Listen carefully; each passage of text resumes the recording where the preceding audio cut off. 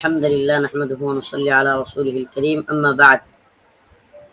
আসলে ভাই আমি একদম সূচনা থেকেই যদি শুরু করি, আমার গ্রেফতারের বিষয়টা আমি কিছুটা আঁচ করতে পারতেছিলাম। আমি মোদি বিরোধী আন্দোলনে সক্রিয় ভূমিকা পালন করি।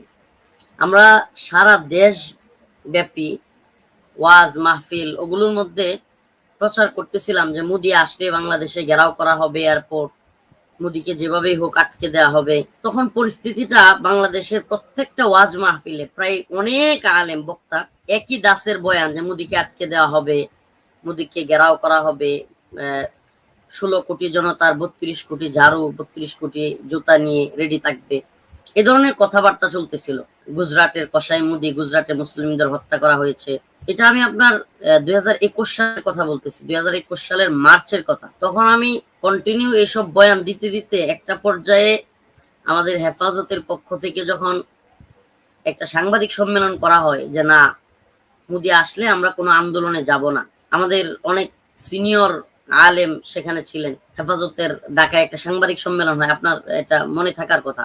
তখন আমি এটাতে একটু কষ্ট পাই এবং আমি সারা দেশে আমরা বয়ান করলাম যে মোদি আসলে ঘেরাও করা হবে, মোদি আসলে এয়ারপোর্টে জুতা ঝাড়ু নিয়ে যাওয়া হবে। কিন্তু এখন সবাই চুপসে যাব, মানে মানুষ আমাদেরকে কি বলবে, আমার ইগুতে লাগে, এটা গায়রতে লাগে যে না, সবাই বসে থাকা যায় না। তো আমি তখন একটা প্ল্যাটফর্ম খুঁজতেছিলাম যে আমি কোথাও গিয়ে দাঁড়াতে পারি কিনা আন্দোলনের জন্য। একা একা তো আর আন্দোলন করা যায় না। তখন আপনার স্মরণ থাকার কথা যে চরমোনাই বলেন, হেফাজত বলেন বা অন্যান্য রাজনৈতিক দল কেউ মোদি বিরোধী আন্দোলন করে নাই। একমাত্র বিপি নূর ভাই, তার যে দল, সেই দলই একমাত্র আন্দোলনের ডাক দেয়। তখন বিপি নূর, রাশেদ খান, ওনারা একটা আন্দোলনের ডাক দেয়। আমি 25শে মার্চ সেই আন্দোলনে শরিক হই। আমার সাথে মাত্র 2টা ছাত্র ছিল। এরা হলো বিশ্বজয়ী কারি, নারায়ণগঞ্জ বাড়ি, কারি আবু রায়হান ছিল, এবং কুমিল্লার একটা ছেলে ছিল, উনিও ইসলামিক বক্তা, তরুণ বক্তা, জুনায়েদ আল হাবিব, কারি জুনায়েদ আল হাবিব। এই দুইজনকে নিয়ে আমি, মূলত ওরা আসতে চাই নাই, তো ওরা আমার মাদ্রাসার দাওয়াতি মেহমান ছিল। তো আমাদের ইচ্ছা ছিল যে আমরা শাপলা চত্বরে আন্দোলন করব, তারপরে ওখান থেকে মাদ্রাসায় চলে যাব মাহফিলে। তো যাই হোক, ওই দুজনকে নিয়ে আমি আসি। তারপরের কাহিনী আমি আর বলতে চাই না, আমি তো সবাই জানেন। শাপলা চত্বরে আন্দোলন থেকে অ্যারেস্ট হই। শাপলা চত্বরের আন্দোলন থেকে অ্যারেস্ট হওয়ার 4 ঘন্টা পর আমাকে ছেড়ে দেওয়া হয়। 25শে মার্চ 4 ঘন্টার পর আমাকে ছেড়ে দেওয়া হয়। মতিঝিল শাপলা চত্বরে আমাকে 4 ঘন্টা পল্টন থানায় আটকে রাখা হয়।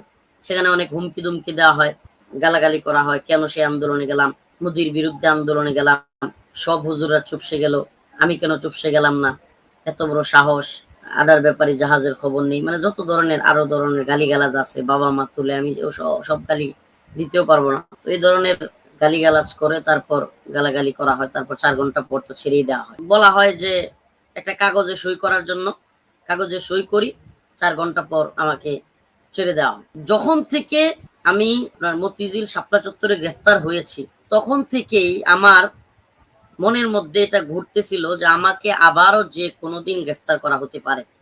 এটার আমি কিছুটা ইশারাও পাচ্ছিলাম। সাধারণভাবে আপনি নিজেও বিভিন্ন সময় নজরদারিতে ছিলেন, একজন বিশিষ্ট সাংবাদিক, সেই হিসাবে আপনার এগুলো বোঝার কথা যে যদি কারো পিছনে লোক লাগানো হয়, নজরদারি করা হয়, যার পিছনে লাগানো হয় সে একটু চিন্তা করলেই বুঝতে পারে, বা একটু চোখ আর না থাকলেই বোঝা যায় যে আমার পিছনে লোক লেগে আছে। মাঝে মাঝে সাংবাদিক পরিচয় দিয়া, বিভিন্ন পরিচয় দিয়ে আমাকে খুঁজতো, আমার এলাকায় আমার ঠিকানা নিত, আমাদের বাজারে এসে খুঁজতো। এরপরে মনে করেন আমি আমার বাড়িতে না, অন্য একটা জায়গায় আছি, ওখানে হুট করে একজন এসে বলতে, হুজুর একজন মনে হয় প্রশাসনের লোক আপনাকে খুঁজতেছে। এরকম আমি আভাস পাচ্ছিলাম যে আমাকে গোয়েন্দা সংস্থা নজরদারিতে রাখছে। এরকম বিভিন্ন সময় তখন ফেসবুকে পোস্টও দেই যে আমাকে আবারও গ্রেফতার করা হইতে পারে, গুম করা হইতে পারে। এই ধরনের পোস্ট আমি ফেসবুকে দিতে থাকি। 26 তারিখ ছিল শুক্রবার, জুমার নামাজের পর আমার ফ্লাইট ছিল আপনার কক্সবাজার একটা প্রোগ্রাম। তো আমি এয়ারপোর্টের দিকে ঢুকবো, ঠিক সেই সময় আমরা ইউটিউবে ভিডিও দেখতেছি বাইতুল মোকাররমে মোদি বিরোধী আন্দোলন হচ্ছে। আমি কিন্তু এটা জানিও না পুলিশের সাথে দাওয়া পাল্টা দেওয়া হচ্ছে। ফ্লাইটে উঠে কক্সবাজারের উদ্দেশ্যে তখন শুনতে পাই হাটহাজারিতে ছেলেরা মাদ্রাসা গেট থেকে বের হয়ে গেছে, আর সেখানে মাদ্রাসার ছাত্রদের উপর গুলি চালানো হয়েছে হাটহাজারি থানা থেকে। সেখানে 4টা ছাত্র মারা গেছে। 26 তারিখ চলে গেল, 27 তারিখ 28 তারিখ এই 2 দিন তো হেফাজতের আন্দোলন চলছে। হেফাজত হরতাল দিল, আমরা হরতাল পালন করলাম, বিক্ষোভ মিছিল করলাম। শান্তি সমাবেশের মাধ্যমে বা দোয়া সমাবেশের মাধ্যমে যারা শহীদ হয়, বিবারিয়াতে যারা শহীদ হয়, হাটহাজারীতে যারা শহীদ হয়, তাদের জন্য দোয়া করে হেফাজত বন্ধ করে দেয়। 3 তারিখ এটা তো সবাই জানেন, শাইখুল হাদিস আল্লামা মামুনুল হক হাফিজাহুল্লাহকে ওনার বউ সহ রিসোর্টে হামলা করা হয় সোনারগাঁওয়ে। 4 তারিখ আমি একটা মাহফিলে যাই। মানে আমি একেবারে ডে বাই ডে প্রতিদিনের কথাগুলো আমার একেবারে কোডলি মনে আছে। আমি 1 সপ্তাহের ব্যবধানে 2 বার গ্রেফতার হই। বাংলাদেশে ওই 21 সালে মোদি বিরোধী আন্দোলনে গ্রেফতার হওয়া আলেমদের মধ্যে আমি একাই 2 বার গ্রেফতার হয়েছি 1 সপ্তাহের ব্যবধানে, এবং আমি কিন্তু সবার আগে গ্রেফতার হয়েছি। প্রথমবারও আমি একা, তখন তো কেউ আন্দোলনই করে নাই, আমি গ্রেফতার হয়েছি।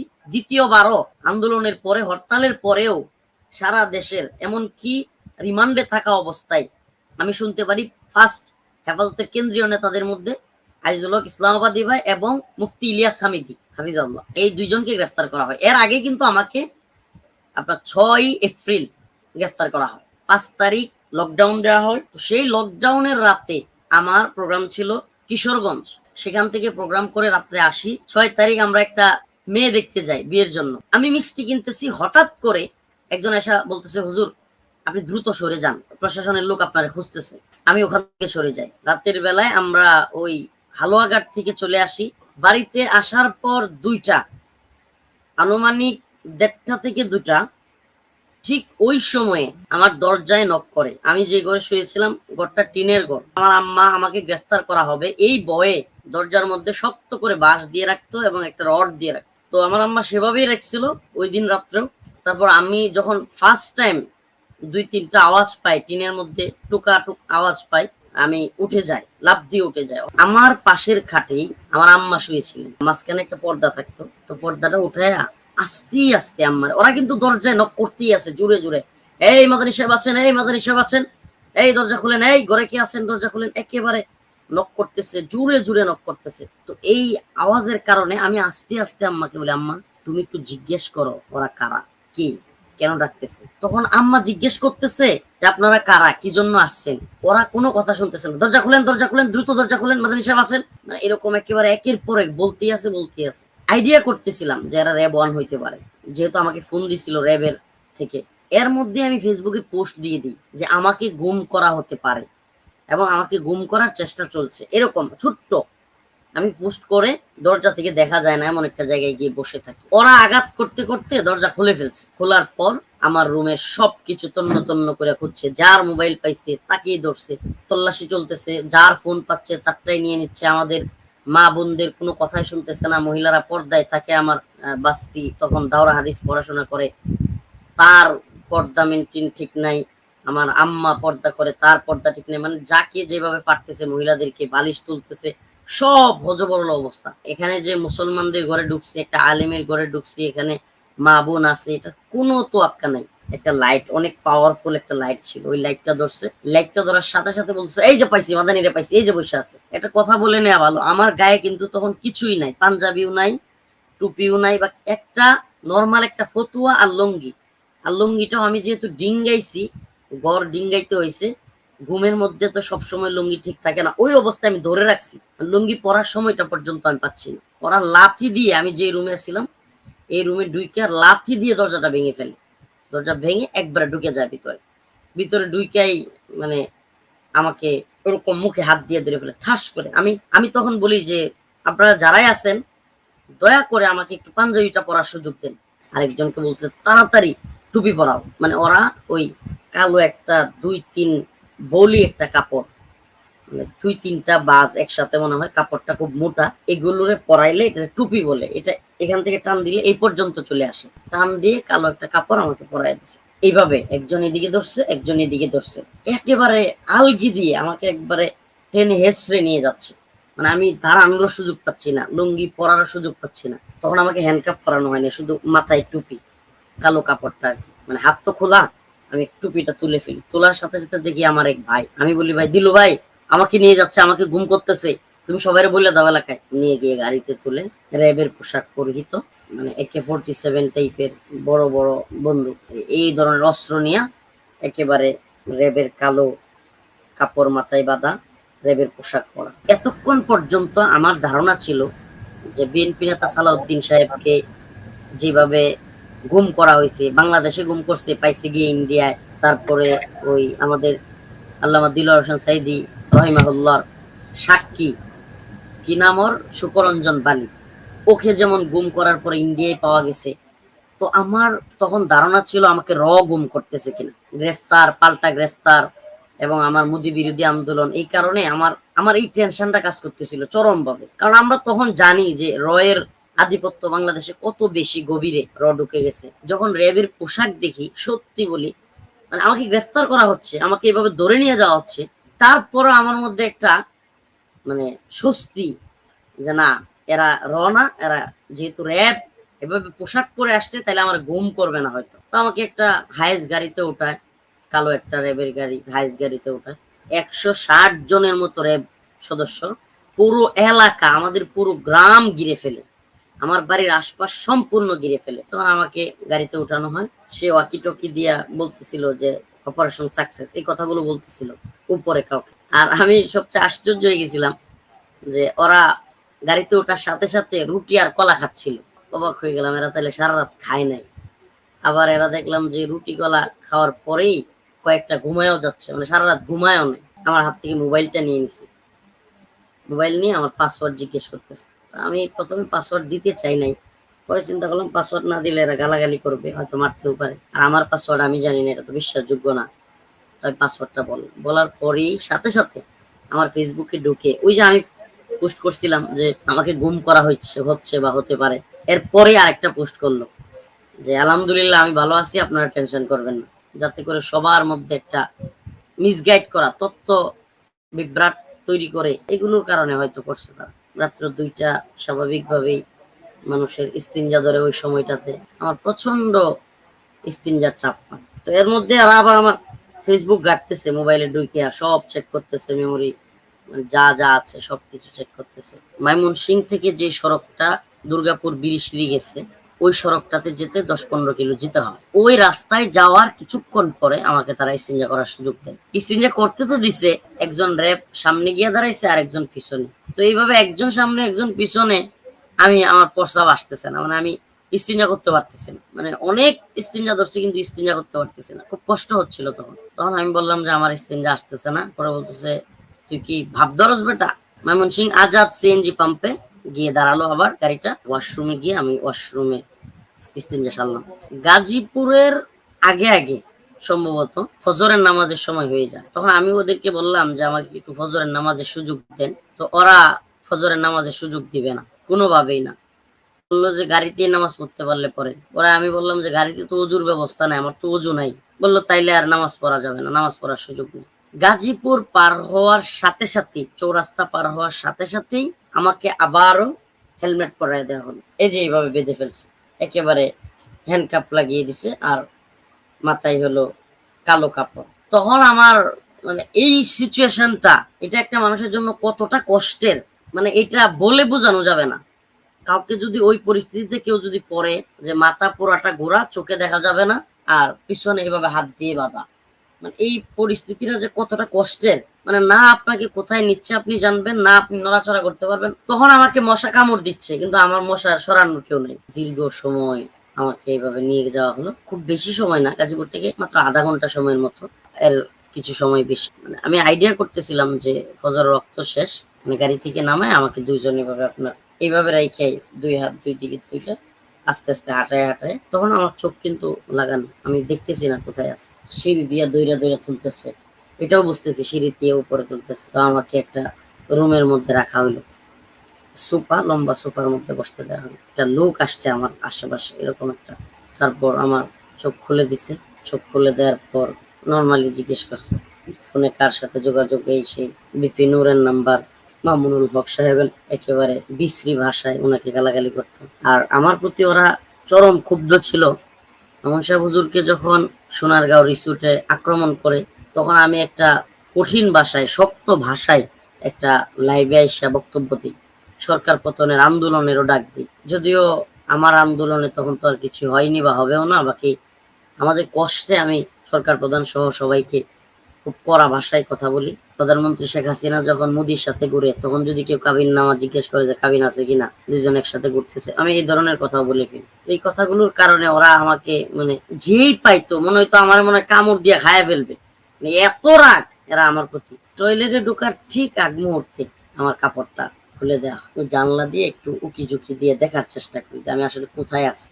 কয়েকটা ভবন দেখা যায়, কিন্তু এখান থেকে কোনো সাইনবোর্ড বা কোনো কিছু দেখা যায় না। আমি টয়লেটে গিয়ে উজু করি, উজু করে এই যে তখন আমার এই ভাগিনাকে ও আমার ভাগিনা, ওকে আমি তখন ওই রুমে দেখতে পাই, ওকেও ধরে নিয়ে গেছে আমার সাথে। তখন আমি বুঝতে পারি, তখন আমাদের দুইজনকেই নামাজের সুযোগ দেওয়া হয়। সূর্য উঠে গেছে তখন, তখন ফজরের নামাজের সুযোগ দিচ্ছে, যাই নামাজ দিছে, উজু করে নামাজ পড়ি। নামাজ পড়ার পরে এই যে আপনার এইভাবে এইভাবে তুলে আমার সামনে, আমি কিন্তু সামনে বসা, দুটা পাও এইভাবে টেবিলের উপরে তুলে তারপর একটা সিগারেট, হুজুর মাইন্ড করেন না, আমার একটা সিগারেট খাওয়ার অভ্যাস আছে, এই যে এই স্টাইলে একটা সিগারেট নিয়ে এইভাবে আমি মনে করেন বসে আছি সামনে, দুইটা পা এইভাবে উপরে দিয়া তারপরে টেবিলের উপরে আমি আরো নিচে এইভাবে।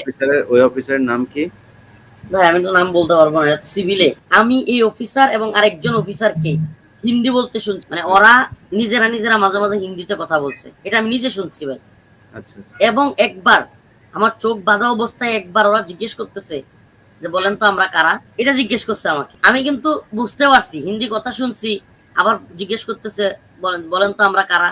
তখন আমি কিন্তু ইচ্ছা করেই যে বলি নাই যে আপনারা র হইতে পারেন বা র। কেন বলি নাই, কারণ আমি বুঝে গেছি এটা বুঝলে ওরা যদি আমাকে আবার আক্রমণ করে বা আমাকে যদি আঘাত করে, এই জন্য আমি বলছি আপনারা তো র্যাবের লোকই, আপনারা যেহেতু এখানে র্যাবের মানে আমি দেখছি র্যাব তুলে নিয়ে আসছে। তখন আমারে বলে র্যাব তুলে নিয়ে আসছে আপনারা কেমনে বুঝলেন? আমি বলছি আমি যখন গাড়িতে উঠি তখন তো আমি কাপড় খুলে দেখছি র্যাবের পোশাক পরা আমার বাড়ির কাছে, তো এইভাবে আমি বুঝে গেছি। তো ও একেবারে মানে এরকম ভাব যে কি বলবো, দুইটা পা উপরে তুইলে সিগারেট খায়া আবার ধোয়া ছাড়তেছিল, মানে এটা একটা বিশ্রী অবস্থা। এই হুজুর, আপনারা বলেন ইসলামী সঠিক ধর্ম, ইসলাম ব্যতীত অন্য কোনো ধর্ম সঠিক না, এগুলো কই পাইছেন? পৃথিবীতে কত সভ্যতা আসলো গেল, রোমান সভ্যতা, আরো কতগুলো সভ্যতার নাম বললো, বললো এই সভ্যতাগুলো বিলীন হয়ে গেছে। এই আপনারা যে সভ্যতার কথা বলেন এটাও এক সময় বিলীন হয়ে যাবে। সে যে চলে যাওয়ার পরে যে আসে, আসার সাথে সাথে আপনার এই ফার্স্ট আমার ওয়াজ স্যার একটা বয়ানে বলছিলাম যে যদি কেউ আল্লাহকে না মানে, ইসলাম না মানে, রসুলকে না মানে, ইসলামের বিরুদ্ধে যায়, তাহলে সে যেই হোক, চেয়ারম্যান হোক, এমপি হোক, মন্ত্রী হোক, প্রধানমন্ত্রী হোক, সেই প্রধানমন্ত্রী আমি মানি না, প্রচুর প্রধানমন্ত্রী মানি না, রাষ্ট্রপতি মানি না, যদি ইসলামের বিরুদ্ধে যায়। তখন আমি মনে মনে বলতেছি ওইসে আমার উপরে দিয়ে এখন একটা ঝড় যাবে। বয়ানটা ছাড়া আর একেবারে মানে কি বলবো, সামনে তো কি আছে বুঝেনি, মানে আমার মা কি নিয়ে আর কি, কইয়া একটা ঠাস করে আমাকে একটা চর মারে। মানে এই বয়ানটা ছাড়া পরেই শালা আদার ব্যাপারে তুই জাহাজের খবর লস, এই সেই এগুলো বইলা একেবারে মানে আপনার কি বলবো, আমার তো ওদের হাতগুলো তো ট্রেনিং এর হাত, তো স্বাভাবিকভাবেই একটা জুড়ে চড় দেয়। আমি ভাই কি বলবো, মানে আমার কান একেবারে কিছুক্ষণ সময়ের জন্য তবদা লেগে যায়। মানে আমি কানে তখন আমি এইভাবে বসেছিলাম, সে সামনে বসেছিল, তো বাম কান লাগে, বাম কানে আমি কিছুক্ষণ শুনতেছিলাম না, আমি কাঁদতেছিলাম, চোখে দিয়ে পানি পড়তেছিল, আবার গালি দিছিল, এই এক করছিস তুই, মোদির বিরুদ্ধে সব হুজুরের আন্দোলন বাদ দিল, তুই আন্দোলন করস, তোর এত বড় সাহস। মানে গালি একটার পর একটা গালি, একটা শব্দ বলে আর দুইটা তিনটা গালি দেয়। তার মধ্যে আমি একটু কান্না করতেছিলাম, মানে স্বাভাবিকভাবে আমার কান এত ব্যথা পাইছি, আমার কান্না আসতেছিল। এর মধ্যে হঠাৎ করে দাঁড়ায় গেছে, মানে রাগে, তখন কিন্তু সে রাগে একবারে এমন করতেছে, এই পর্যায়ে সে দাঁড়ায় গেছে, দাঁড়ায় উঠ, আমার এবার ধরে ওঠ, উড়াইছে, উঠাই বলে একটা রুমে নিয়ে গেছে আমাকে। ভাই আমি মানে আলহামদুলিল্লাহ, আমি ছোট মানুষ হইতে পারি, আমি আলহামদুলিল্লাহ আমি কোনো কিছু ভয় পাই না। আজ পর্যন্ত কোনো ঘুমের শিকার কেউ এটা শিকার বলছে কিনা, রিমান্ডের শিকার।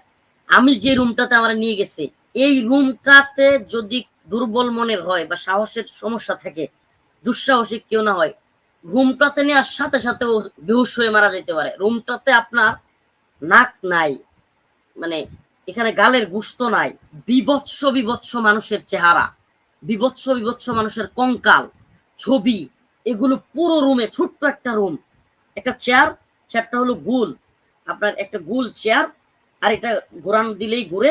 এটা আমি দেখছি এটাতে কারেন্টের বৈদ্যুতিক লাইন আছে, আর হলো চারদিকে আপনার মানুষের বিভৎস কঙ্কাল, চোখের উপরে এখানে গুস্ত নাই, নাকের এখানে চলে গেছে, এরকম বিভৎস চেহারা। ও ওখানে নিয়ে আমাকে গালি দিতেছে, কয় আলার এরে এই লাইন লাগা, লাইন দে কারেন্টের শর্ট দে, মানে গালি দিতেছে আর বলতেছে মোটা একটা রুল আন। আর দুইজনে এই অফিসারটাকে আর দুইজনে বলতেছে স্যার থাক থাক, ওরা মারলে থাকবো না, এই সেই এক দুইজনে বলতেছে। আরো 3টা অফিসার আসছে। কি বলবো ভাই, এদের চেহারা দেখলেই মানুষ ভয় পাবে। মানে এই সমস্ত মানুষগুলোর চেহারা, যারা আমাকে এখানে নিয়ে গেছে 2-3 জন, এদের চেহারা দেখলেই মানে একেবারে মুখগুলো বড় বড়, মানে একটা রাক্ষসী টাইপের ভাব, মানে মনে হয় এক্ষুনি আমাকে মেরে ফেলবে, খেয়ে ফেলবে, মানে এরকম মানুষ, ভয়ঙ্কর মানুষ। তখন তো গলা শুকিয়ে যাওয়ার মতো অবস্থা। শুধু আল্লাহ আল্লাহ করতেছি মনে মনে, আল্লাহ আল্লাহ আল্লাহ আল্লাহ, আয়াতুল কুরসি পড়তেছি। আপনি ছাড়া তো আমাদের কেউ নাই, শুধু আল্লাহ আল্লাহ করতেছি আর চোখের পানি পড়তেছে। আমি কিছু বলতেছি না। যখনই তাকাচ্ছি তখনই দেখতেছি আপনার এত লম্বা লম্বা অস্ত্র, এটাতে চাইলেই দাঁত তুলতে পারবে, চাইলেই চোখ তুলে ফেলতে পারবে, এই ধরনের জিনিস লম্বা লম্বা এগুলো আছে। তখন আরো আতঙ্ক মনের মধ্যে, তাইলে এই মানুষগুলোর যে চোখ নাই মুখ নাই, এদেরকে এইভাবে তুলে ফেলছে নাই, ওখানে গালাগালি করছে, শুধু আরো খুব ভয় দেয়াইছে। যে রুমে নিয়ে গেছে এটাতে কিন্তু ভাই আপনি দিনও বুঝবেন না, রাতও বুঝবেন না, কিছুই বুঝবেন না। আর আরেকটা বিষয় হলো, এই রুম থেকে যত জোরে চিৎকার দিক কেউ শুনবে না। আমি দেখছি যে পাশের রুমেই আপনার কি একটা আওয়াজ দিয়ে রাখছে, অন্য কোনো কিছু শোনা যাবে না। আমাকে আরেকটা রুমে নিয়ে যাওয়া হয়, কিছু লোককে নিয়ে আসে দেখানোর জন্য আমাকে, যে মাদানিকে ধরে নিয়ে আসছে, নিকট সাংবাদিক হইতে পারে, এদেরকে নিয়ে আসে, মানে এদেরকে দেখানোর জন্য আর কি নিয়ে আসছি। দইরা খুব মাতবরি করছিল, লাফালাফি করছিল, এই ধরনের কথাবার্তা বলতেছিল। তখন আমার কাছ থেকে আমি আর বিশৃঙ্খলা করব না, আমি আর কোনো ধরনের উগ্র বক্তব্য দিব না, এই ধরনের কয়েকটা ভিডিও ক্লিপ নেই, দুপুরে খাওয়া দাওয়া করি। তো ভাই এই জোহরের আগ পর্যন্তই ছিল বাজে পরিস্থিতি, মানে আমার উপর দিয়ে যাওয়া চর তাপড় কিংবা গালাগালি কিংবা ওই রুমে নিয়ে যাওয়া ভয়ঙ্কর রুমটায়, এগুলো জোহরের আগে। জোহরের পরে স্বাভাবিক জিজ্ঞাসাবাদ, নাম ঠিকানা, কিছু জিজ্ঞাসাবাদ, আর হলো কার কার সাথে কথা বলছি, ফোনে কি কি কথা বলছি, এই ধরনের জিজ্ঞাসাবাদ গুলো চলছে। আমাকে রাতের বেলায় যেই থানায় মামলাটা দেয়, গাছা থানায়, ওই গাছা থানায় নিয়ে যায়। গাছা থানায় নিয়ে যাওয়ার পরে স্বাভাবিকভাবে এই সমস্ত থানাগুলোতে পরিবেশ তো বুঝেনি, ভয়ঙ্কর পরিবেশ। থানাগুলোতে বিড়ি সিগারেট খায়া, যারা মনে করেন বিড়ি সিগারেট খায়, নেশা করে, এই সমস্ত আসামি তো ওখানে থাকে, একেবারে দুর্গন্ধ অবস্থা। তো ওখানে নিয়ে শোয়া রাখে একটা বড় একটা লাইটের নিচে, ঘুমানোর তো উপায় নাই। হিন্দু অফিসাররা আমাদেরকে পাইলে যে কি পরিমাণ আক্রোশ দেখাইতো। মানে আমার যে মামলার আয়ু ছিল গাছা থানার, আমার মামলা, লোকটার নাম ছিল আব্দুল্লাহ। তো ওই আব্দুল্লাহ ভাইকে আমি ডাক দিই যে ভাই আমি তো এখন ঘুমাবো, আমার একটু যদি উপরের লাইটটা একটু বন্ধ করে দিতেন, বাহিরের লাইটের আলো দিয়ে তো আমাকে দেখাই যায়, পাওয়ারি লাইটের কারণে আমার তো এইভাবে ঘুমায় অভ্যাস নাই, একটু ঘুমাইতে পারতেছি না, কষ্ট হচ্ছে, যেহেতু আগের রাত্রেও ঘুম নাই, দিনের বেলায় ঘুম নাই। মানে এরপরে এত পেরেশানি গেলে স্বাভাবিকভাবেই মানুষের কিন্তু চরম ঘুম আসে, ক্লান্তি আসে। 2021 এপ্রিলের 7 তারিখ রাত, তদন্ত ওসি নন্দলাল, হিন্দু নন্দলাল, আমার নামও মনে আছে, এই নন্দলাল আমাকে আইসি লাইট অফ করতে, ঘুমাই না, শুধু গালি না, তারপরে আবার বিশ্রী ভাষায় কয়েকটা কথা বলে। এরপরে ও চলে যায় একটু, তখন আমি চিন্তা করি যে হয়তো নন্দলাল চলে গেছে, এখন একটু যদি বলি লাইটটা অফ করতে পারে। তখন আমি আবারও বলি যে আব্দুল্লাহ ভাই একটু লাইটটা অফ করা যাবে। ওখান থেকে চিৎকার দিয়ে বলে, মানে একটা গালি দিয়ে বলে, তুই এখনো ঘুমাস নাই, কিসের লাইট বন্ধ করা, ঘুমা, নাকি মানে লাগাইতে হবে পিছনে, মানে ওই ভাষা, খারাপ ভাষা করে। তারপরের দিন 8 তারিখ, 8 এপ্রিল 2021 আমাকে গাজীপুর জেলা কারাগারে পাঠিয়ে দেওয়া হয়। গাজীপুরে আমাকে আদালতে তোলা হয়। আমাকে আদালতে তোলার পরে আদালত থেকে আমাকে গাজীপুর কারাগারে পাঠিয়ে দেওয়া হয়। গাজীপুর কারাগারে থাকা অবস্থায়, এটা আপনাকে কোট করেন, এটা একেবারে পয়েন্ট, গাজীপুর কারাগারে আমি 2 দিন ছিলাম, 2021 সালের এপ্রিলের 8 এবং 9। ওরা আমাকে যেই রুমে রাখছে, ওই রুমটাতে আমাকে কোরআন শরীফটা পর্যন্ত দেয় নাই, জায়নামাজ পর্যন্ত দেয় নাই, আমাকে কোরআন পড়তেও দেওয়া হয় না। আমি বলছি যে ভাই আমাকে একটা কোরআন দেন, আমি 2 দিন এভাবে কিভাবে বসে থাকবো সারাক্ষণ, একটা মানুষ তো বসে থাকতে হলে একটা কাজ লাগবে বা একটা কিছু করতে হবে, আমাকে একটা কোরআন শরীফ দেন, আমি কোরআন পড়ি। গাজীপুর কারাগারে আমাকে কোরআন দেওয়া হয় নাই, উল্টো ধমকি দেওয়া হয়েছে। খাবার দিত একেবারে অল্প অল্প, তাও খাবার দিত, এটা চেক করে, মানে একটা ভয়াবহ অবস্থা, আমি মনে হয় ভয়াবহ কোনো সন্ত্রাসী। তো যাই হোক, এই 2 দিন চলে গেছে। সম্ভবত 9 তারিখ, 8 এবং 9 তারিখ বিকেল দিকে পাঠাইয়া দেয় কাশিমপুর কারাগারে। তো আমাকে নিয়ে যাওয়া হয় 2-এ, কাশিমপুর 2 নম্বর কারাগারে। সম্ভবত আপনার, আমি অল্প, মানে কারাগারের হিস্ট্রি অনেক লম্বা। কারাগারের প্রথম 8 মাস আমি একটা রুমে ছিলাম, আমাকে বের হইতে দেওয়া হইতো না।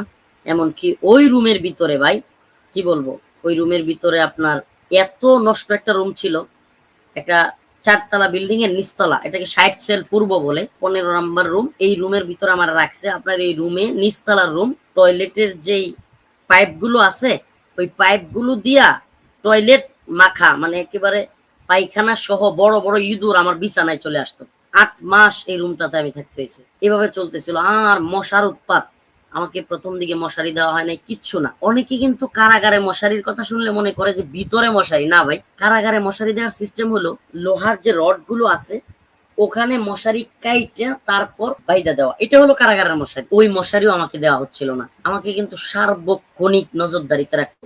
সারাক্ষণ একটা, আমি ফোনে কথা বলতে পারতাম না। আমাকে মা বাবা, আমি কি, আমার মা কি করতেছে, আমার ভাইকে ধরছিল, আমার বাইকনাকে ধরছিল, এরা কি অবস্থায় আছে কিচ্ছু জানি না।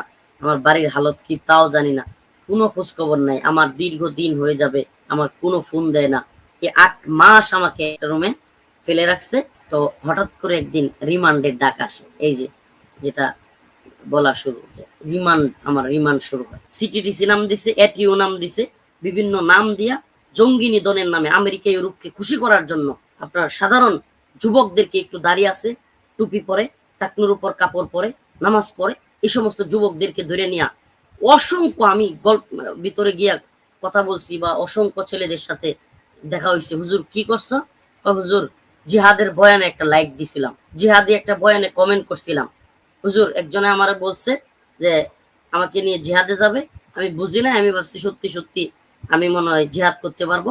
তো এই যে কোরআন সুন্নাহ অনুযায়ী যে জিহাদ, জিহাদের কথা বলছি, এই জিহাদের আগ্রহ প্রকাশ করছি, লাইক দিছি, এই ধরে ফেলছে। বছরকে বছর আমরা ঘুমে আসি, বছরকে বছর পরিবারের সাথে যোগাযোগ নাই, আমাদেরকে কষ্ট দেয়, রিমান্ডে নেয়, মাইর দেয়, এইভাবে চলতেছে ভাই। বিশেষ করে আমি ভাই আবারও বলতেছি, আল্লাহি ইলিয়াস ভাই, আপনার সাংবাদিকতার জীবন সাকসেস হয়ে যাবে। আল্লাহ পাক হয়তো আপনাকে ক্ষমা করে দিবে, আমাকেও হয়তো আমরাও মাফ পেয়ে যেতে পারি। এই বান্দাগুলো আজকে দীর্ঘদিন যাবত, সেই 16 সাল থেকে গ্রেফতার হয়ে রিমান্ড, নির্যাতন, আপনি অবাক হয়ে যাবেন শুনলে। আমি অনেক এই কারোতে আমি যখন যাইতাম হাজিরা দিতে, এদের সাথে কথা বলতাম, এই সমস্ত ভাইগুলোর বউদেরকে পর্যন্ত নির্যাতন করছে, বউদেরকে পর্দা খুইলা নির্যাতন করছে এদের সামনে আইনা এই অফিসাররা। এই বিষয়গুলো এত কষ্ট লাগতো আমার। এরা কান্না দেখলে, এদের কষ্ট দেখলে আমাদের কষ্ট কিছুই মনে হতো না। এই মানুষগুলোর একটাই অপরাধ, ভার্সিটিতে পড়তো, রসুলকে গালি দিছে, হেফাজত শাপলা চত্বরে নামছে, হেফাজত নামছে, তাদের দরদ লাগছে, হেফাজত নামছে, তারাও গিয়ে ওদেরকে হয়তো মেরে ফেলছে, অথবা এরা জড়িত না, আমি তো জানি না। কিন্তু ওরা যদি মেরেও থাকে রসুলের ভালোবাসায়, আজকে এরা বছরকে বছর রিমান্ডে, বছরকে বছর ঘুমে ছিল, নির্যাতনের শিকার, পরিবারের সাথে দেখা করতে পারে না। এদের এক একজনকে 2টা 3টা করে ফাঁসি দিয়ে ফেলছে।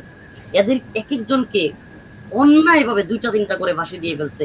এরা দীর্ঘদিন পরিবারের সাথে যোগাযোগ করতে পারে না। এদের জামিনের কোনো খবর নেই। জামিন হবে কিভাবে? 2টা 3টা ফাঁসি লাগছে। এদেরকে যে কোনো মুহূর্তে ফাঁসি দিয়ে দিতে পারে। আমি হেফাজতকেও বলতে চাই আপনার অনুষ্ঠানের মাধ্যমে, ভাই এই কথাগুলো অবশ্যই প্রচার করবেন। আল্লাহি, এটা কলিজা থেকে বলতেছি। এই কথাগুলো, এরা যদি এদের একজনের ফাঁসি হয়ে যায়, বাংলাদেশে কে হেফাজত, কে জমিয়ত, কে খেলাফত, একজন আল্লাহর কাছে ক্ষমা পাবে না। আল্লাহ রসুলের কাছে জবাব দিতে পারবে না কেউ। আল্লাহ নবীর কাছে জবাব দেওয়ার মতো কোনো আমাদের মুখ থাকবে না। এই ভাইদের যদি একটারও ফাঁসি হয়, আমি এই ভাইদেরকে দেখে আসছি। আমাকে জঙ্গি, মৌলবাদী, উগ্রবাদী তোমরা যা পারো ট্যাগ দাও, কিন্তু আমি এই সমস্ত যুবকদেরকে দেখেছি, এরা জান্নাতি যুবক।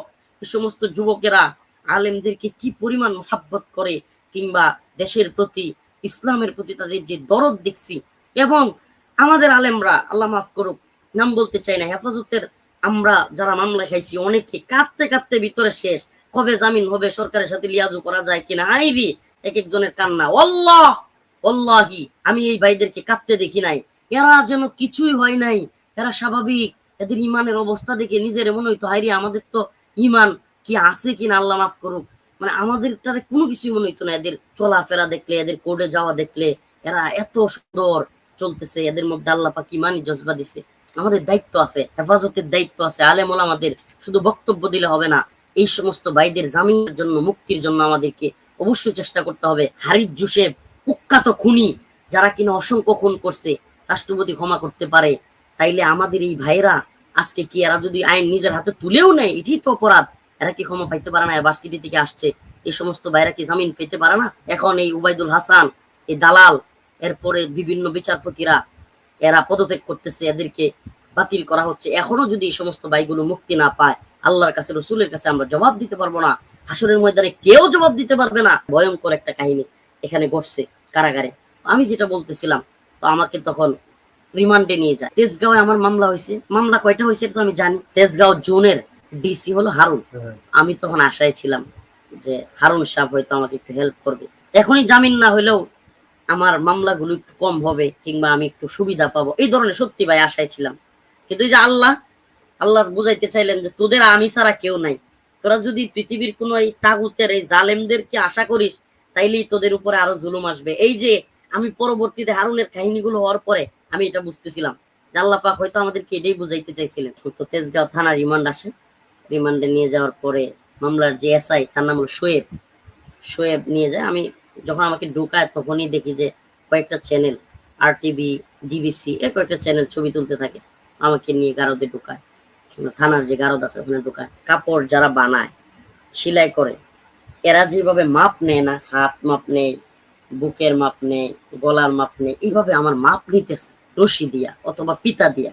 আমি অবাক, কিরি আমার গায়ের মাপ নেই কে, মানে কি মাইপে পিটাইবো নাকি? মানে আমার তখন সত্যি আমার মনের মধ্যে দুষ্টামি করতেছি না, মনের মধ্যে আতঙ্ক বিরাজ করতেছে। কিরে আমাকে কি এরকম মাপ নিতেছে কেন? আমি তখন বুঝতে পারতেছিলাম না। ওই মাসের 12 তারিখ, 12 এপ্রিল ছিল রমাদান, প্রথম রমজান। 12 এপ্রিল সেহরি খাই আমরা।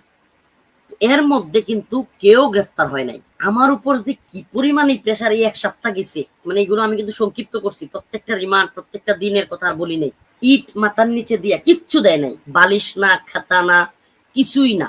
থানার ভিতরে আমাকে কিন্তু 7 দিনের রিমান্ড ডাকছে তেজগাঁওয়ে। আমি অনেক চায়া রিকোয়েস্ট কইরা একটা জায়নামাজ আনছি। জায়নামাজ দেওয়ার পর আমি কি করছি, ওই জায়নামাজটা ফ্লোরে বিছাইছি। আপনি যদি ভাই তেজগাঁও পুরাতন থানা, যেটা তেজগাঁও থানা, এটাতে কখনো যায়া থাকেন, তেজগাঁও থানায় যে ব্যক্তি স্মোকিং করে না, মানে বিড়ি সিগারেট খায় না, এই ব্যক্তি যদি তেজগাঁও থানায় ঢুকে, পুরাতন থানা, এত দুর্গন্ধ, গাঁজা, ইয়াবা, মানে নেশা এমন কোনো বাদ নাই যেটা এই তেজগাঁও থানায় করে না। আমার দম বন্ধ হয়ে যাওয়ার অবস্থা। প্রথমে যখন আমার ঢুকাইছে তখন আমার দম বন্ধ হয়ে যাওয়ার অবস্থা। একটা টয়লেট ছোট্ট, বসা যায় না, এটাতে গোসল করতে হবে। এই টয়লেটে গোসল করলে পানি ছিটে আসে যেখানে পায়খানা হচ্ছে। এই পরিস্থিতি এখানে নিয়ে রাখছে আমাকে। একটা লাইটের উপরে, বড় একটা লাইটের উপরে শোয়া দিছে। ওই যে দিনে যে মাপ নিয়েছিল শোয়েব, ওই শোয়েব আবারও আসছে। এসআই আমার মামলার আয়ু, সে আয়সা বলতেছে হুজুর উঠেন। আমি বলছি কি বলেন? হুজুর উঠেন, এক জায়গায় যেতে হবে। বলছি কোথায়? আসেন, এত কথা বলেন। আমাকে লকআপ থেকে বের করে সিসি ক্যামেরা পার হওয়ার পর পরই আমার চোখে কাপড় দিয়ে দেওয়া হয়, গাড়িতে তোলা হয়। 3 জন ছিল গাড়িতে, যে গাড়িটাতে আমাকে তুলছে। আমি প্রথমেই দেখছি 3 জন। একজন, আমি নামও জানিয়ে দেব, একজন তদন্ত ওসি শাহ আলম, বাড়ি নেত্রকোনা জেলায়, মদনপুর ইউনিয়ন, নেত্রকোনা সদর থানা, মদনপুর ইউনিয়ন। সে আমাকে পরিচয় দিছে। সে আমার দেশি বলে ডাকতো। 5 দিন ছিলাম। 7 দিন রিমান্ডের মধ্যে 5 দিনে আমি অসুস্থ হয়ে যাই, পরে বলতেছি এগুলো। আর হলো শোয়েব, আরেকজন ছিল ড্রাইভার, সেও পুলিশ, কিন্তু তার নাম আমি জানি না। এই 3 জন আর আমি। শোয়েব এক পাশে, ওসি শাহ আলম, তদন্ত ওসি শাহ আলম এক পাশে, আমি মাঝখানে। আমার মুখের উপর কাপড় দেয়া, সামনে ড্রাইভার। আমরা গাড়ি দিয়ে যাচ্ছি। কিছুক্ষণ যাওয়ার পরে এই 500 500 500, 1000 1000 1000, এই 2000 2000, এরকম ডাক হয় জিনিসপত্রের বাজারগুলোতে, বিভিন্ন মাছের আড়ত গুলোতে এরকম ডাক হচ্ছে। তো যারা ঢাকায় যায় বা ঢাকার মোটামুটি পরিচয় আছে, তারা কিন্তু জানে। তো আমি বুঝতে পারি যেটা কাউরান বাজার মাছের আড়ত, বা কাউরান বাজার কাঁচামালের আড়তে আছে। তো কাঁচামালের আড়তে অনেক ট্রাক, বিভিন্ন গাড়ি। তো তেজগাঁও থানা থেকে ওরা যখন আমাকে ওখানে নিয়ে গেছে, তখন আটকে গেছে। তো ওরা, আমি ওখানে আসি এত রাত্রে, মানুষ যদি খোঁজ পায়, এই জন্য ও ড্রাইভারকে, তদন্ত ওসি শাহ আলম, ধমকি দিছে, সাইড বেটা, ঘোরা গাড়ি ঘোরা, তাড়াতাড়ি ঘোরা। মানে সামনে তো ট্রাক, যাওয়া যাবে না। তাড়াতাড়ি করে ঘোরাইছে, ঘোরায় নিয়ে গেছে। যে আমাকে যে জায়গায় নিয়ে যাওয়া হচ্ছে, এটা যেন না বুঝি, এই জন্য পুলিশের গাড়ি দিয়ে ব্যারিকেড দিয়ে দেওয়া হয়েছে, যেন কেউ না যাইতে পারে। কিছুক্ষণ নেওয়ার পরে আমাকে নামাইছে। নামানোর পরে সম্ভবত আমার গায়ে একটা জুব্বা ছিল, জুব্বাটা ধরে টানাটানি শুরু করছে, এইভাবে টানাটানি করে খোলা শুরু করছে। তো জুব্বা ধরে টান দিলে ভিতরে গেঞ্জি আছে যে ওইটাও চলে যায়, লঙ্গি টানতেছে, মানে খুলে ফেলবে। তো আমাকে এইভাবে, আমি বলছি যে এগুলো টানার দরকার নেই, আমি খুলে দিচ্ছি, মানে আমি যে জুব্বাটা আমি খুলে দিই। আর শুনে না, টাইনে টুনে আমাকে জুব্বা খুলে একটা শার্ট পরাইছে। ওই যে দিনের বেলায় যে আমার মাপ নিছিল, তখন আমার আইডিয়া হয়েছে যে আমার মাপ কেন নিছিল। আর একটা প্যান্ট পরাইছে, প্যান্টটা যতই মাপ নিক ভালো করে লাগে না। একটা রশি ওদের কাছে ছিল, রশি দিয়ে টাইট করে বেঁধে দিছি। বসানোর সাথে সাথে আমার চোখ খোলার সাথে সাথে আমি এদিক সেদিক তাকাইছি। তাকানোর সাথে সাথে দেখি অনেক লোক, কিন্তু একজনকে আপনি চিনতে পারবেন না। পিছনের ব্যাকলাইট দিয়ে মানুষ বোঝা যায়, কিন্তু মুখ দেখা যায় না। ওখানে ডিবি হারানো থাকতে পারে, ওখানে আল্লাহ মাফ করুক আরো অনেক পরিচিত মুখও থাকতে পারে প্রশাসনের, কিন্তু আমি জানি না। আমার দিকে লাইট গুলো রাখছে, একটা মেয়ে আমার পাশে বসা। ওই মেয়েটাকে দেখার পরে, খোলার পরে বসতে চাইনি, আমাকে একটা জোরে একটা মানে এইভাবে আমার গাঁটটাকে এইভাবে হাতের নিচে নিয়ে, প্রশাসনের লোকই হবে, সিভিল ড্রেস, এমন জোরে চাপ দিছে, চাপ দিয়ে আমার নিচে একবার বসায় ফেলছে। তো আমি তো স্বাভাবিকভাবে এখন যতটুকু শরীর স্বাস্থ্য আছে তখন আরো হ্যাংলা পাত্তা আছে। মেয়েটা কিন্তু আবার বলে রাখি ভাই, মুখ খোলা ছিল না, একটা বোরকা পরা ছিল, সম্ভবত লাল কালারের বোরকা। মানে লেস ভাই, ওখানে একটা ক্যামেরা, ইনি একটা ক্যামেরা, ইনি একটা ক্যামেরা, ভাই ক্যামেরা দিয়া ভরা। মানে আমি আশ্চর্য হয়ে গেছি। ঠিক আছে, মানে এত ক্যামেরা, মানে আমার দিকে শুধু ক্যামেরা আর ক্যামেরা। ওই মেয়েটার সাথে আমি বসে আছি, মেয়েটা আমাকে জড়ায় ধরতেছে, মানে এইগুলো ক্যামেরায় সব ভিডিও হচ্ছে, ছবি তুলতেছে, ক্যামেরা শব্দ শুনতেছি, এই হলো অবস্থা। তো আমি শুধু ভাই কি বলবো, আল্লাহ পাকের দিকে এইভাবে উপরের দিকে তাকায়া, মানে সুবহানাল্লাহ ওয়া বিহামদি, তাআল্লুক মা আল্লাহ কি জিনিস আমি ওই সময় বুঝতে পারছি, যে আল্লাহ যে একজন আছে। সুবহানাল্লাহ, মানে আমি অজুরে কাঁদতেছি, আমার চোখ দিয়া পানি, আমার মতো অসহায় পৃথিবীতে আর কেউ নাই। আল্লাহ, আমার যে এত অসহায় লাগতেছিল নিজেকে, মানে আল্লাহ আমার তো কেউ নাই, আমার মাও নাই, বাপও নাই কাছে, মানে আমাদের উস্তাদরাও কেউ নাই, মানে আমাদের মনে হয় পৃথিবীতে কেউ নাই আপনি ছাড়া। মানে শুধু কান্না আর কান্না, চোখ দিয়া অজুরে। আপনি কি বলবো, আমার এত কান্না, এত চোখের পানি ঝরতেছে। মেয়েটা বলে, হুজুর জড়ায় ধরেন, আমার এই সমস্যা নাই, আপনাদের কি বোন নাই, বোনের মতো মনে করেন। আমার এই কথাটা বলছিল নর্তকী। আরে নর্তকী বলবো না কি বলবো, এই খারাপ মহিলা, অসভ্য মহিলা আমারে বলে কি জড়ায় ধইরা, বলে যে হুজুর আপনার বোন নাই, ধরেন আমাকে, সমস্যা নাই, জড়ায় ধরেন, এগুলো বলতেছে। আমার হাত চাইপা ওর, একবার ওর কাছে নেয়, আরেকবার ও আমারে জড়াইয়া ধরে, আরেকবার আল্লাহ মাফ করুক, মানে মানে মনে হইতেছে আমাকে, মানে আমি কিংবা ও আমাকে বলতেও পারতেছে না আল্লাহ মাফ করুক। মানে রিলেশনের ক্ষেত্রে যেগুলো করতে চায় একটা ছেলে মেয়ে, খারাপ যে ছেলে মেয়েরা, মানে এই ধরনের দেখাচ্ছে। মানে আমারে পড়াইছে তো শার্ট, পড়াইছে প্যান্ট, এখন আবার একটা মেয়ে পাশে দিছে, আর মেয়েটারে কিছু তো করতে হবে। তো ওই মেয়েটাই আমাকে মানে ওই ধরনের কাজগুলো করার চেষ্টা করে। আবার এই কত বড় অসভ্য, আবার বলে যে হুজুর আপনার বোন নাই, সমস্যা নাই, ধরেন এ করেন। আল্লাহ দিয়ে কাঁদতেছিল, আল্লাহ আমার তো কেউ নাই। এই রাত্রের কথা মনে হইলে ভাই, এখনো পর্যন্ত এই কাহিনীগুলো মনে হইলে, যে আমাকে এইভাবে কাপড় খুলে ফেলতেছে, এইভাবে মেয়ে জড়ায় ধরতেছে, আমার কেউ নাই। আমি একবার কি মনে করছি জানেন, মানে একবার আমার সামনে, কিন্তু আমি কিন্তু চিনতে পারছি, আমি যেহেতু বাড়িদারার ছাত্র, মাঝে মাঝে হাতির ঝিল গেছি, আমার তো চিনতে সমস্যা নাই। হাতির ঝিল যেটা আমি বুঝতে পারছি, ওই সিঁড়ি দেয়া, ল্যাম্প পোস্ট ঝুলতেছে, তো এগুলো এই সিঁড়ি সুন্দর কালার করা, পানির ফোয়ারা সামনে, ওই পারে বড় লেক, এটা তো হাতির ঝিল, যে কেউ চিনবে ওই এলাকায় যারা গেছে। আমি চিনে ফেলছি।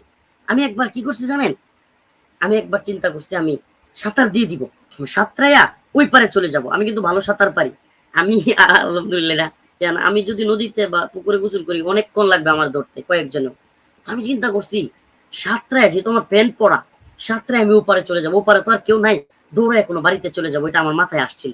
দেখেন ওরা কত বড় চালাক, কত বড় চিটিং।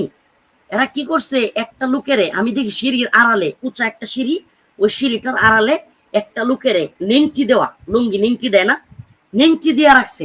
মানে আমি যদি লাভ দেই ধরতে হবে, নেংটি দেওয়ায় আগে থেকেই রাখছে।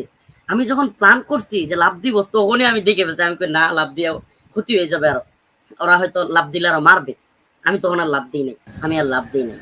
একটু পরে এই ছবিগুলো তুলছে, গালি দিছে, গাড়ে কেঁচা দিছে, ওই মেয়েটা জড়াইয়া ধরছে, মেয়েটা মানে চুম্বন করার মতো মুড করছে, এই ধরনের মানে আরো অশ্লীল অঙ্গভঙ্গি করছে। এর মধ্যে শুরু হয়েছে আরেক কাহিনী, একটা সিগারেট জ্বালায় নিয়ে আসছে, নিয়ে আসা আমাকে আপনার হাতে এভাবে ধরায় দিছে, 2 আঙ্গুলের মাঝখানে সিগারেট ধরায় দিয়ে ফেলে দিছে। ভাই ছোটবেলায় অনেক ছেলে মেয়েরা, অনেক ছেলে মেয়েরাও আপনার তেজপাতা দিয়া বা বিভিন্ন ছোটবেলায় সিগারেট কিন্তু খায়। দুষ্টামি করে একটা সিগারেট টান দিইনি, আমি ছেড়ে দিছি সিগারেটটা, আবার আমার গালি দিয়া মারতে আসছে, মারতে এসে আবারও সিগারেটটা। এগুলো কিন্তু আমি ফেসবুকে পোস্ট করি নাই। কয়টা পোস্ট করব? মানে আরো যেই কাজ হয়েছে, আরো অনেক বিষয় হয়েছে, কয়টা পোস্ট করব? তো এই যে সিগারেট ধরাই দিয়ে ছবি তুলতেছে। এর মধ্যে আমি সিগারেটটা ফেলে দিছি, আমার গালি দিছে, এইভাবে এইভাবে একটা মারছে। তো আবার সিগারেটটা ধরাই দিচ্ছে। মানে এইভাবে আমাকে মুড নিতে হবে। মানে আমার সিগারেট সহ আমি বারবার ফেলে দিচ্ছি, আমাকে গালি দিচ্ছে, আবারও আমাকে সিগারেট ধরাই দিচ্ছে, জ্বলন্ত সিগারেট। এখন আমাকে কি করতে হবে? আরেকজন দেখাই দিচ্ছে কি করতে হবে। এই যে এইভাবে, মানে সিগারেট যেভাবে খায় না প্যান্ট শার্ট পরাওয়ালারা, এই যে এইভাবে পাউডা পিছনে দিয়া। পারি নাই বলতে আমি তো এটা করিও নাই, আর আমি করতে ইচ্ছুকও না। তো আমাকে করতেই হবে, দেয়ালে পিছন দিকে একটা ঠ্যাং পা দিতে হবে, মানে মেয়েটারে দইরা এইভাবে সিগারেট টানতে হবে বাবের সাথে। এটা করতে চেষ্টা করছে, এগুলোর ছবি তুলছে। আমার মাথায় তখন কি আসছিল জানেন? এরা যত ভিডিও করুক, যত প্রচার করুক, আল্লাহ তো একজন আছেন, উনি তো দেখতেছেন। এই কথা জাতি বিশ্বাস করবে না যে আমরা মেয়ে নিয়ে ঘুরি, সিগারেট খাই। এই কথা এরা জাতির কাছে বিক্রি করতে পারবে না ইনশাল্লাহ, এই বিশ্বাস আমার আছে। এই জন্য ওদের কাছে লাঠি ছিল ভাই, সত্যি কথা বলি। মানে ওরা যদি, আমি যদি এগুলো সহজে না করতে দিতাম, আমাকে অনেক আঘাত করতো বা হাত পা ভেঙে ফেলে, তাহলে তো আমার একটা পঙ্গু হয়ে গেলাম আমি। দরকার কি, যা তোরা যা করতে চাস। আমি একটু কঠিন করি নাই, মানে এক দুইবার বলার পরে আমি করছি। আমি সত্যি বলি, মানে আমাকে উলঙ্গ করে ফেলতেছে, সিগারেট দিচ্ছে, মেয়ে দিচ্ছে, ভাই সত্যি বলি, আমিও তো মানুষ। আমার মধ্যে তখন বিরক্তি বা মানে খুব কষ্ট চলে আসে। আমি মানে ইয়াতে আমি বলেই বসি যে আমি আর সরকার বিরোধী বক্তব্য দিব না, তবু আমার ছাইড়া দেন দয়া করে। আমি এটা বলি ভাই, মানে ওরা আমাকে উলঙ্গ করে ফেলতেছে, একটা মেয়ের সামনে উলঙ্গ হওয়া, মানে আমি পরে ভাবতেছিলাম যেটা, মানে আমাকে শোয়া দেয় এই মেয়ের সাথে, আমি ভাই আরো মানে আরো বিবস্ত্র করে কিনা, এই টেনশন। আমি বলছি ভাই আমি এই দয়া করে আমার দেশি যেটা আছে ওটারে বলছি যে ঠিক আছে, আমি সরি, আমি আর রাষ্ট্রবিরোধী বক্তব্য দিব না। আমাকে ওই যে আপনি মাঝে মাঝে দেখেন না, ওবায়দুল কাদের, মাহবুবুল আলম হানিফ কিংবা ওরা বলতো যে মাদানি বড় বড় কথা কইছিল, পরে মাপ চাই, এই কারণে বলতো। এই যে ওই রাত্রে আমাকে যখন বিভৎস করে মানে উলঙ্গ করে ফেলতেছে, মেয়ে দিয়া করতেছে, ওই দিন আমি আমার উলঙ্গ হওয়া বা ওই মেয়েটার সাথে শোয়া দেয় কিনা, এই টেনশনে আমি কথাটা বলছিলাম। আল্লাহি, আমাকে যারা চিনে, কোনো বিভাগ আমাকে চিনে বা আমাকে যারা চিনে, আল্লাহ পাক আমাকে কতটুকু সাহস দিছে, আমি কতটুকু আলহামদুলিল্লাহ সাহস রাখি, এটা যারা জানে এরা জানে। আমি ভয়ে না ভাই, কিন্তু আমাকে উলঙ্গ করে ফেলবে, ওই মেয়েটার সাথে শোয়া দেয় কিনা, মানে এই টেনশনে আমি মানে পারতেছিলাম না। মানে আমার ওই এক রাতের কান্না, আমি কি পরিমাণ কান্না করছি, আমার চোখ দিয়ে পানি পড়তেছে। আর আল্লাহর কাছে বলছে, আল্লাহ আপনি ছাড়া তো আমাদের কেউ নাই, আল্লাহ শুধু কাঁদতেছি। তো এক পর্যায়ে আমাকে আপনার ধরে ধরে গাড়িতে তুলছে, আমি তো কাঁদতেছি। গাড়িতে তোলার পরে আবারও ওই তিনজন, মানে ওই রাত্রের কথা মনে পড়লে আমার এখনো কান্না আসে, ঘুমাইতে পারি না। আমার মাঝে মাঝে রাতের বেলায় আমি আপনাকে কি বলবো, প্রথম প্রথম কয়েকদিন জামিনের পরেও আমি পুকুর পাড়ে গিয়ে বসে থাকতাম, আমি আমাকে নিজেকে সিমটি কাটতাম, আমি সত্যি এদের কাছ থেকে মুক্তি পাইছি। আর আমার মধ্যে ভয়ঙ্কর মানে একটা অবস্থা কাজ করতো ওই রাত্রে, শুধু ওই রাত্রে। এই লুঙ্গি খুলতেছে, তারপর একটা মেয়ে জড়াইয়া ধরতেছে, মানে আমাকে গাড়ি দিয়ে চাপ দিতেছে, এই বিষয়গুলো আমার মাথায় চলে আসতো। পরে আমি ওদের জিজ্ঞেস করলাম, আচ্ছা আচ্ছা আপনারা যে এত কিছু করলেন, আপনাদের যে ডিসি হারুন সাহেব সে কি জানে? ওসি শোয়েব, ওসি শাহ আলম, তদন্ত ওসি এবং ওই আপনার মামলার আয়ু, ওরা একটু রাগান্বিত হয়ে যায়। হ্যাঁ হুজুর, আপনি হারুন সাহেব করেন, হারুন সাহেব আপনারে সেভ করবে, আপনি মনে করেন? হ্যাঁ, হারুন সাহেবের খুঁজেন আপনি। ওরা বুঝতে পারে, ওরা আমি যে বলছি প্রথম দিনই যে হারুন সাহেবের সাথে কখন সাক্ষাৎ হবে, আগ্রহ প্রকাশ করছি, হ্যাঁ, ওরা এটা শুনে তখন আমারে ওরা ক্ষিপ্তে যায়, বলতে থাকে হ্যাঁ হারুন হারুন করতেছে। হারুন হুজুর, এই পুরা নাটকের পরিচালক হলো হারুন সাহেব। আপনি জানেন মিয়া, আমাদের কোনো দোষ নেই, আমরা হুকুমের গোলাম। রাগে ওরা দুজন রাগ করে, তখন সব কিছুর পরিচালনা হলো, এই আইডিয়া, এই প্ল্যান সবকিছু করছে, আগেই করে রাখছে আমাদের ডিসি হারুন সাহেব। তখন মনটা ভাইঙ্গা, মানে ওই যে আশা ছিল, ওই মনির কাছে মিশা হুজুর বলছিল কখনো যদি বিপদে পড়ো তাইলে এই হারুন তোমাকে সহযোগিতা করতে পারবে, তার অনেক উপরে হাত আছে। এই হাত কি করছে আমার সাথে, এই কথা কল্পনা আইসা কষ্টে মানে বুক ফাইটা যাওয়ার মতো অবস্থা। আমি আয়সায় উজু কইরা আল্লাহর কাছে এইভাবে হাত তুলে, আমি আর এইভাবে দোয়া করি না, এইভাবে হাত তুলে আল্লাহ আল্লাহ চিল্লায়া তেজগাঁও থানায়, মানে বুক ফাইটটা চিৎকার করে, মনে হচ্ছে মরে যাবো আমি, চিৎকার করে এইভাবে কান্না করতেছে, আল্লাহ আল্লাহ আল্লাহ। এক পর্যায়ে থানায় যারা যারা এটার সময় ছিল সবগুলো, দুই একটা অফিসার আমার সাথে কান্না শুরু করছে। আমার কান্না দেখে আমার মানে কি বলবো আপনার, ভয়ঙ্কর চিৎকার আর কান্না। আমি আল্লাহ আল্লাহ এইভাবে হাত উপরে এইভাবে তুইলা কাঁদতেছিলাম চিৎকার করে। আমার মনে হচ্ছিল আমার আল্লাহ ছাড়া কেউ নাই। আমি এইভাবে কাঁদতেছিলাম আর ভয়ঙ্কর ভাবে। তো সিহেরি পর্যন্ত আমি তাহাজ্জুদ করছি আর কান্না করছি। সিহেরি পর্যন্ত তাহাজ্জুদ করছি আর কান্না করছি, চিৎকার করে কান্না করছি কান্না করছি। একের পর এক কাঁদতেছিলাম আর একটা দোয়া করতেছিলাম, আল্লাহ তুমি হারুনকে একদিন আমাকে যেরকম এই উলঙ্গ করছে, আল্লাহ আল্লাহ আমি একটু বাড়ায় বলতেছি, আল্লাহ তুমি এমন করে দিও, আল্লাহ আল্লাহ তুমি এই হারুন এবং তারা যারা করছে আল্লাহ এদেরকে তুমি এইভাবে লাঞ্ছিত করো, আল্লাহ তুমি সব ক্ষমতার মালিক, আল্লাহ এরা কেউ কিছু করতে পারে না, তুমি সব করতে পারো। আমি খালি চিল্লাই দোয়া করতেছিলাম, জোরে জোরে দোয়া করতেছিলাম। এই চতুর্থ দিনের কাহিনীটা খুবই জরুরি। তেজগাঁও থানার মূল ওসি, যে ওসি এবং ওসি তদন্ত, এই দুইজন আমাকে একটা গাড়িতে করে নিয়ে যায়। আমি বলি কোথায় নিয়ে যাবেন? বলতেছে আপনারা তো এতদিন শুধু ডিসি হারুন সাহেবের কথা বলছেন, হারুন স্যারের সাথে দেখা করায় নাই, আজকে হারুন সাহেব আপনারা দাওয়াত দিচ্ছে। হারুন স্যারের অফিস হলো আপনার এটা সম্ভবত আসাদ গেটের এদিকে রুম, ওখান থেকে সে কনফারেন্স করে, সাংবাদিক সম্মেলন বা এই সে করে, ওখানে নিয়ে গেছে। তো রাস্তায় আমাকে আমি বলতেছি না আমার তো যাওয়ার ইচ্ছা নাই। হুজুর আপনি না তার কাছে খুব যাইতে চাইতেন? আমি বলছি না ভাই আমি আর যাইতে চাইনি, তার কাছে গেলে আর কি হবে। বলে হুজুর আমরা তো আর চাইলেই পারি না, আজকে তার সাথে আপনার ইফতার করতে হবে, ইফতারের দাওয়াত দিচ্ছে। মনটা খুব ভাঙা যায় আমার যে ওর সামনে যাইতে হবে এই বিষয়টা। ইলিয়াস ভাই যদি আপনার জানা থাকে তো থাকলোই, আমার সামনে যারা বসে আছে তাদের জন্য শিক্ষা, এটা মনে রাখবা। কোনো মানুষ যদি চোখে চোখ রেখে মিথ্যা কথা বলতে পারে এই ব্যক্তিরা ভয়ঙ্কর। এটা আমাদের মুরব্বীরা সহ অনেক আকাবিরদের কিতাবে আমি পাইছি। এই লোকগুলো চরম ভয়ঙ্কর হয়, তারা ঠান্ডা মাথার সাইলেন্ট কিলার হয়, ঠান্ডা মাথায় খুন করতে পারে। আমার নিয়ে বসাইছে, এই দেখেন বাপটা দেখেন, আরে মাদানি সাহেব হুজুর আপনি আমার এলাকায়, আপনি কবে থেকে আমার থানায়? আপনি কথাটা বুঝতেছেন? 4 দিন পরে, মানে ওই ঘটনা হয়েছে প্রথম দিন, ফার্স্ট নাইটে, প্রথম রাতে। চতুর্থ দিন ইফতারির সময় সে কি বলতেছে, আরে মাদানি সাহেব, আমার চোখে চোখে তাকায়া, আরে আপনি আমার থানায়, এই হুজুরের ঠিকঠাক মতো যত্ন করছো তো? ওসিরে কইতেছে। আমি মনে মনে কহ যত্ন তো আপনিও করছেন এরাও করছে ভালোই, আমি মনে মনে বলতেছি আর কি।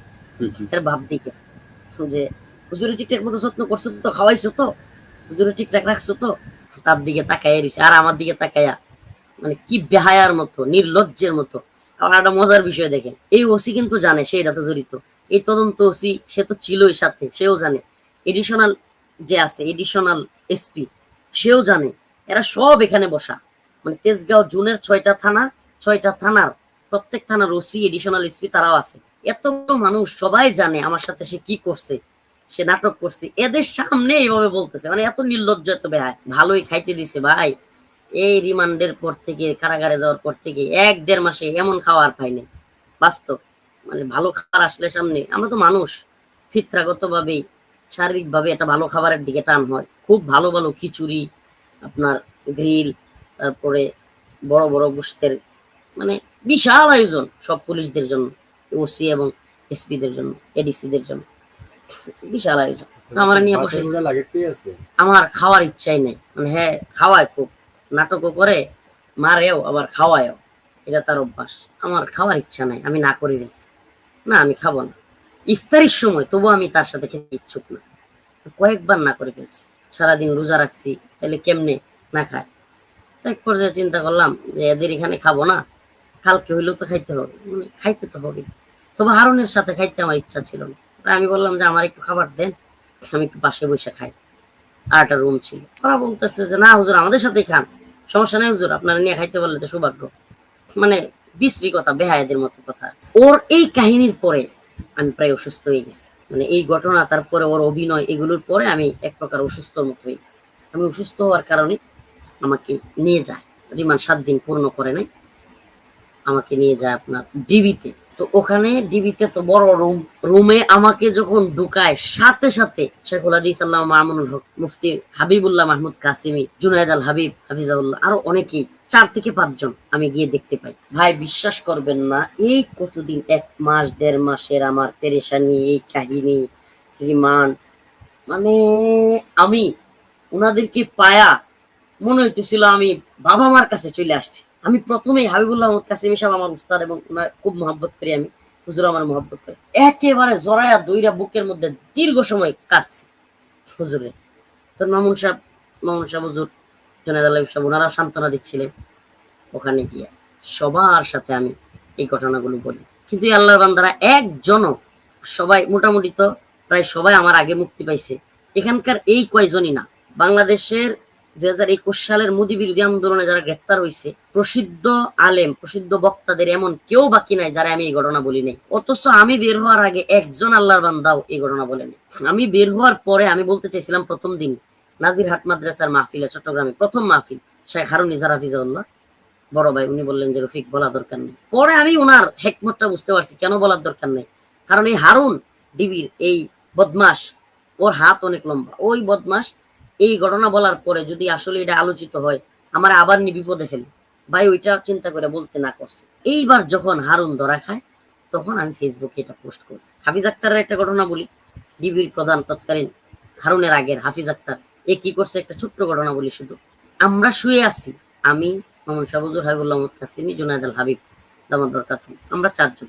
আমরা কে বা কারা আমাদের ছবি তুলছে আমরা তো জানি না, হয়তো প্রশাসনেরই কেউ হবে। হাফিজ আক্তার আয়সা একেবারে বিশ্রী ভাষায় আমাদের চারজনকে একবারে গালিগালাজ, যা তা চরম ভাবে গালিগালাজ শুরু করছে। ডিবি রিমান্ডে নিয়ে গেল, এক জায়গায় বসে আছি, নিয়ে বসাইছে চারজনের একটা টিমের মধ্যে নিয়ে বসাইছে। হঠাৎ করে এক লোক আসছে কোত্থেকে, মানে আমার টিমের না, যারা আমার জিজ্ঞাসাবাদ করতে আনছে এরা এই টিমের লোক না। আরেকজনকে জিজ্ঞেস করতেছে, কয়টা কে? রফিকুল ইসলাম মাদানী। ও ওইটা ভাই বইলাই এমন জোরে এক থাপ্পড় মারছে, কথা নাই বার্তা নাই, একেবারে আমি চেয়ারে বসেছিলাম উল্টে পড়ে গেছি, একেবারে পুরা পড়ে গেছি, বেহুশ হওয়ার মতো অবস্থা। আমার যে ডিসি আছে সে তাকে বলে, কি তুমি ওরে থাপ্পড় দিলা কেন? এসে মানসিক ভাবে আমি ভাঙিয়ে পড়ি, শারীরিক ভাবেও কিছু খাই না, এই অবস্থা। এই থাপ্পড়ের পরে ওই আগে আঘাত খাইছি র্যাবের রিমান্ডে, এখন আবার আঘাত খেলাম, তখন আমি পড়ে যাই, এক প্রকার অসুস্থ হয়ে যায়। তখন আমাকে আপনার পুলিশ হসপিটাল, যেটা রাজারবাগ পুলিশ লাইন্স হসপিটালে নিয়ে যাওয়া হয়। আমার প্রেশার, এটা কি মানুষের প্রেশার হইতে পারে? একজন অসম্ভব 45 নিচের প্রেশার, উপরেরটা হলো আপনার 80, নিচেরটা 45 উপরেরটা 80, এত নিচে চলে আসে প্রেশার। না খাইতে আর টেনশনে আমার এত প্রেশার লো হয় যে আমি জায়গায় পড়ে যাই, মাথা ঘোরাইতে থাকে, আমার যেখানে দাঁড়াই মাথা ঘোরায়, সারাক্ষণ মাথা ঘোরাইতে থাকে বন বন করে। তো এইভাবে তো 26 দিন রিমান্ড চলছে। কয়েকটা ভাই আপনাকে একটু সালাম দিবে, এরা খুব মহব্বত না করে করেন, আপনারে সমস্যা নেই, বলেন। ভিডিওতে। এরা এতক্ষণ পর্যন্ত এখানে বসেছিল। মহব্বতের মানুষ। আসসালামু আলাইকুম। আসসালামু আলাইকুম। আপনারা এরা একটু বড় করেন।